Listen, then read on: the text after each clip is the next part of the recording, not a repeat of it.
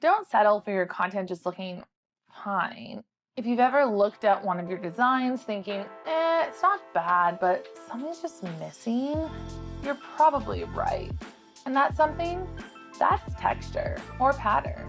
Adding texture and repeating elements is the fastest way to go from meh to wow without making things feel cluttered or over-designed. So today I'm going to show you how to use patterns and textures to instantly elevate your designs. The best part, you can do it all in just a few clicks using Adobe Express, the quick and easy app to create on-brand content.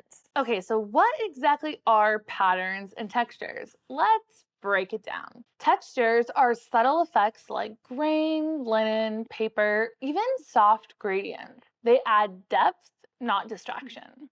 Think of them like a visual background noise. They make your empty space feel intentional. Patterns are repeating elements like icons, shapes, stripes, stars. They give your design structure and personality. And when you reuse the same pattern across different posts, your brand suddenly feels super cohesive. A good rule of thumb is to use texture for depth and pattern for branding. Here's why this matters. Small design choices add up. A subtle grain, a repeating sparkle, a linen background. This is what elevates your content to make it feel intentional and branded instead of templated and cookie cutter. You're adding depth to flat designs and creating visual interest without having to rely on bold colors or flashy animation. For example, if you have a plain white background, you can add a soft grain for an instant upgrade. Or if you have a blank headline, pop a little star or icon up in the corner.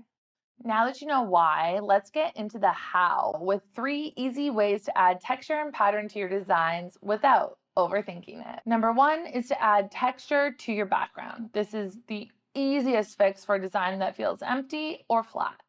You can use a subtle grain or linen texture to add depth and give your background some life. Then lower the opacity so it doesn't steal the show. It should support your content, not compete with it. This works especially well with minimalist designs. It's that quiet little detail that makes your design feel expensive. Adobe Express has millions of design elements that can be used for texture, and I like using Adobe Express because it has way more stylistic control over the textured assets than other tools I've used. The second way is to add a repeatable element to your designs because repetition equals cohesion.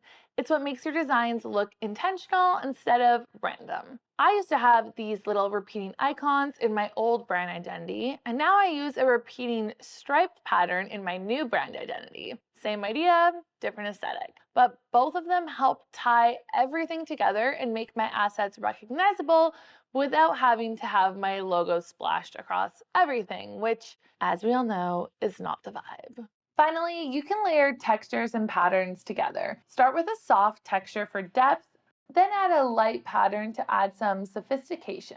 Use your brand colors to tie it all together and make sure that your main content message doesn't get lost in the background. You really want it to pop against the background instead. So remember, if your content feels flat, don't panic.